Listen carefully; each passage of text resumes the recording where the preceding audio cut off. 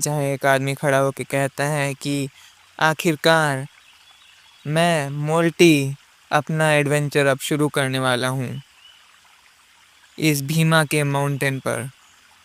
मैं पहले ही लेवल 11 पर पहुँच चुका हूँ। लगता है मैं इस गेम में बहुत प्रो बन चुका हूँ। ये कहते हुए वो बहुत अजीब से स्टाइल मारने लगता है। कहता है, हाँ, लगता है कि मैं कुछ समय में रैंकर बन जाऊंगा। तभी पीछे से आवाज आती है, कोई मदद करो, बचाओ, कोई मदद करो प्लीज, मेरा दोस्त को चोट लगी है।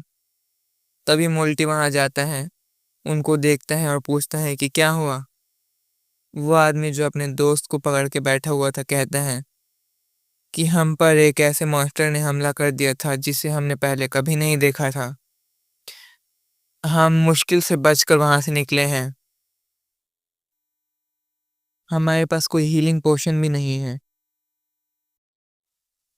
मोल्टी कहता है कि मेरे पास कुछ है, रुको मैं तुम्हें देता हूँ। वो अपनी वॉच से हीलिंग पोशन निकालने लगता है। सामने वाला बंदा कहता है, थैंक यू सो मच। हम आपके इस एहसान का बदला ज़रूर चुकाएंगे। इतना कहते ही उसके पीछे, मोल्टी के पीछे, एक बड़ा सा फिगर दिखाई देता है जो उसे मारने को तैयार खड़ा था। मोल्टी उस पर ध्यान नहीं देता और वो उसे मार देता है। मोल्टी खांसता हुआ कहता है, "अह," वो सामने वाला आदमी खड़ा हुआ कहता है, आपका शुक्रिया। हम इस बात का ध्यान रखेंगे कि हम आपके इस एहसान का बदला ज़रूर चुकाएं और इसका इस्तेमाल बहुत अच्छे से करें। ये कहते हुए उसके चेहरे पर एक बहुत ही बड़ी स्माइल थी। पीछे जो बंदा लेटा हुआ था, वो भी हंस रहा था। मोल्टी कहता है कि तुमने मुझे धोखा दिया, तुम डरपोक। सामने वाले लोग कहते हैं कि अब हमें डरपोक मत कहो, तुम्हारी ही गलती है कि तुम हमारे इस जाल में फंस गए। ये कहते हुए सामने वाले टीम का लीडर उसके छाती के आर पार एक खंजर घुसा देता है। ये करते हुए उसके चेहरे पर एक ईविल सी स्माइल थी। फिर एक नोटिफिकेशन आता है कि प्लेयर मोल्टी अब मर चुका है। मोल्टी की बॉडी डिसअपीयर होने लगती है। वो आदमी उसके ऊपर बैठा हुआ था। फिर एक नोटिफिकेशन आती है कि प्लेयर वॉच ड्रॉप हो चुकी है।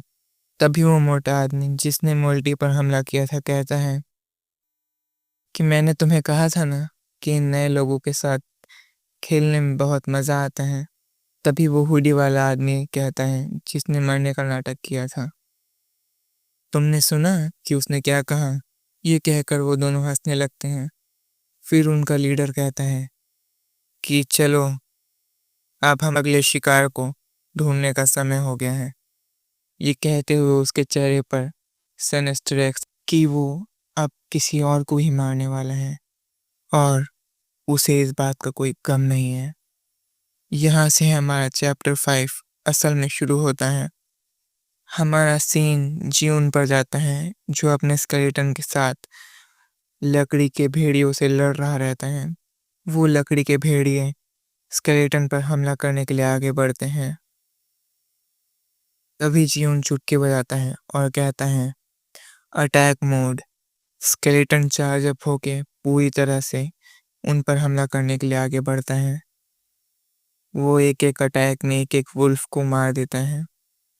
फिर हमें नोटिफिकेशन दिखाई जाती है कि स्केलेटन वॉरियर ने एंशिएंट ट्री वुल्फ को मार दिया है, आपको एक्सपीरियंस प्राप्त हुए। और फिर इन्हीं नोटिफिकेशन की लड़ी लग जाती है।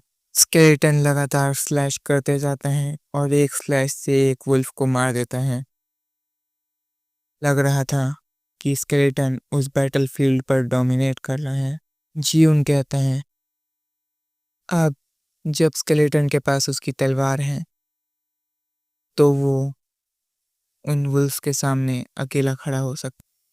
जीउन कहते हैं, अब जब स्केलेटन के पास एक तलवार है तो ये भेड़िए उसके सामने कुछ भी नहीं। जीवन कहता है, हाँ, ये एक सही फैसला था कि मुझे पहले स्केलेटन को उसके इक्विपमेंट दिला देने चाहिए।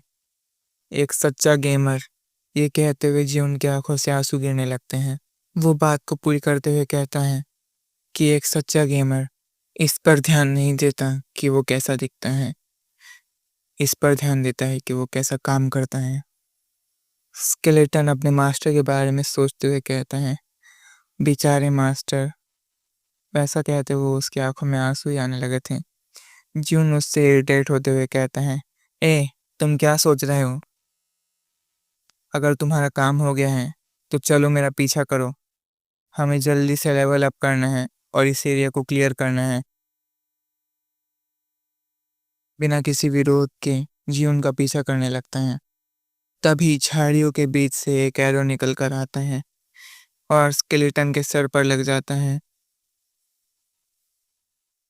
जून सोचता है, क्या? एक एरो? नहीं, माफ करना। एक आदमी झाड़ियों से आगे आते हुए कहता है, मुझे ऐसा लगा कि ये एक मॉन्स्टर है।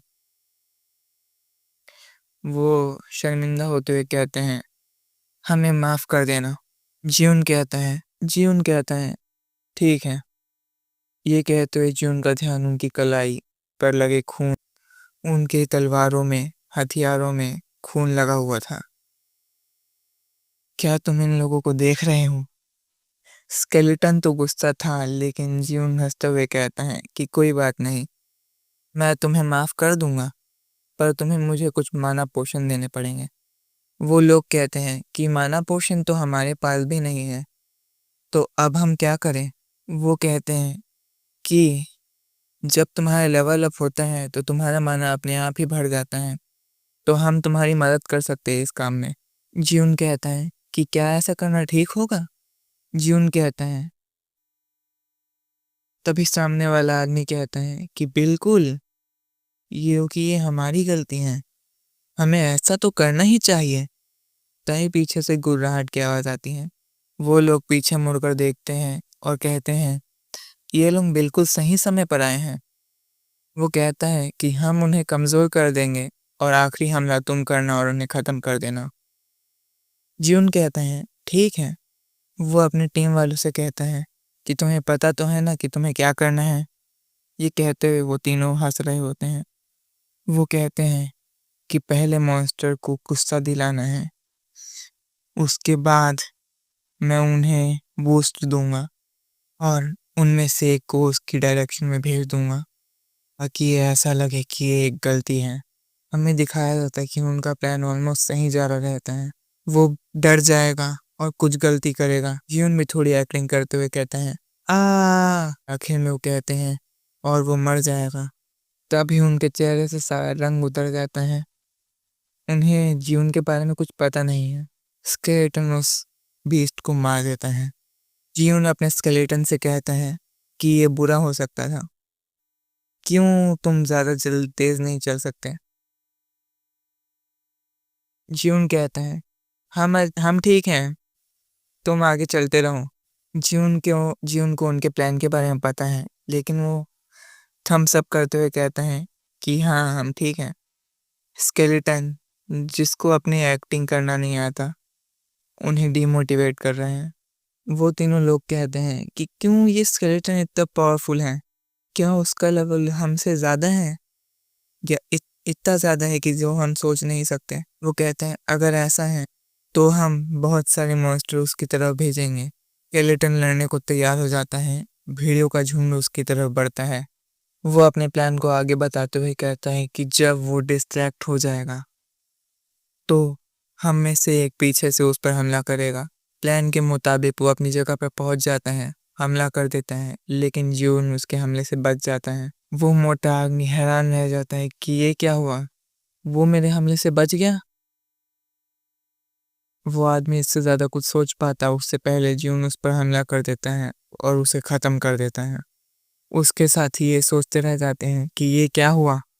फिर जून कहता है, स्केलेटन, और चुटकी बजाता है। स्केलेटन की आंखें चमकने लगती हैं। वो और जियोन उन लोगों की तरफ तेजी से आगे बढ़ते हैं। वो लोग कहते हैं, रुको, हम बात कर सकते हैं और चीज़ों को सुलझा लेते हैं। बात को कंप्लीट करने से पहले ही जियोन उन्हें खत्म कर देता है। वो और स्केलेटन उन दोनों को मार कर आगे बढ़ जाते हैं। जियोन आगे बढ़कर कहता है कि मैं तुम जैसे कमीनों को बिल्कुल अच्छे से जानता हूँ। तुम जैसे लोग ऐसे लोगों के पीठ पर खंजर घोंपते हैं जो तुम पर भरोसा करते हैं और उनका सारा सामान लेकर भाग जाते हैं। जियोन उनकी तरफ बढ़ता हुआ कहता है, अगर मैं पहले जैसा होता तो तुम्हारे झूठ काम कर जाते हैं।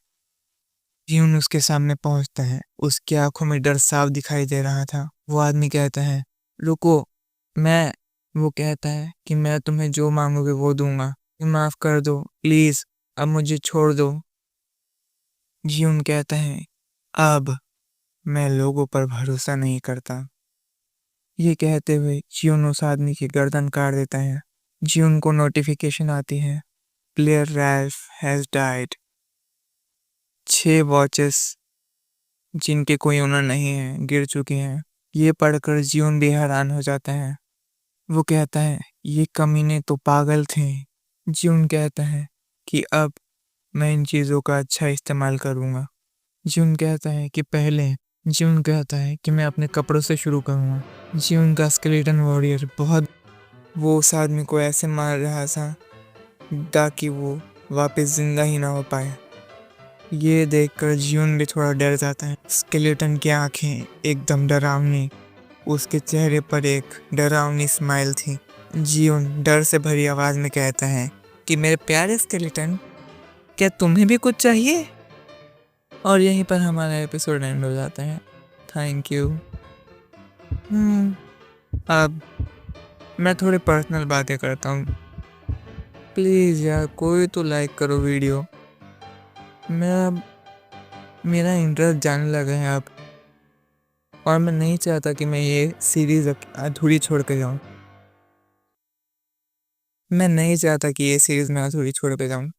तो प्लीज़, अगर ज़रा भी पसंद आता है वीडियो तो लाइक करो, और अगर कुछ कमी लगे तो कमेंट करो कि क्या कमी है। Thank you.